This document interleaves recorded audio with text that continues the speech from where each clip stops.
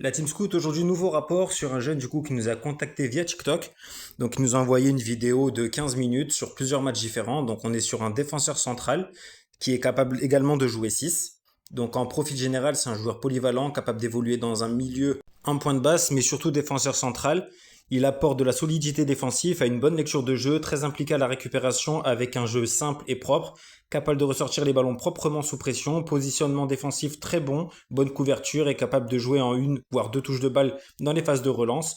En force, intelligence de jeu, anticipe bien les trajectoires, il est rapide sur le jeu, présent à l'interception. Impact défensif bon dans les duels au sol comme dans les duels aériens, n'hésite pas à aller au contact. Relance propre, joue simple sans risque. Parfois, il faut savoir prendre des risques aussi, surtout quand on est jeune, c'est important. C'est là où vous pouvez faire des erreurs, etc. Bon, lui, il en fait pas trop. Polyvalence, adapté à évoluer dans une défense à 3 voire à 4 et également en sentinelle devant la défense.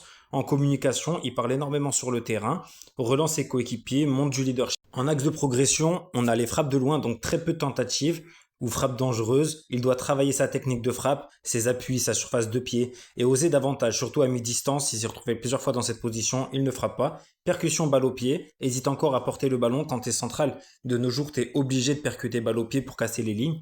Il joue souvent latéral et revient en arrière. Il doit progresser dans sa prise d'initiative vers l'avant, apprendre à casser les lignes balle au pied en alternant feinte, prise de vitesse et bonne conduite de balle. Et mon petit conseil pour finir, pour tous les joueurs qui intègrent les interligues, les ligues de vos régions, demandez à jouer à votre poste. Même si vous choisissez pas, je peux bien le comprendre. Mais là, par exemple, pour ce joueur, on le met souvent en latéral droit dans les ligues et dans les matchs interligues, ce qui le bloque pour exprimer ses qualités et du coup, moins de chances de se faire repérer. Like, abonne-toi et rapport disponible sur commande.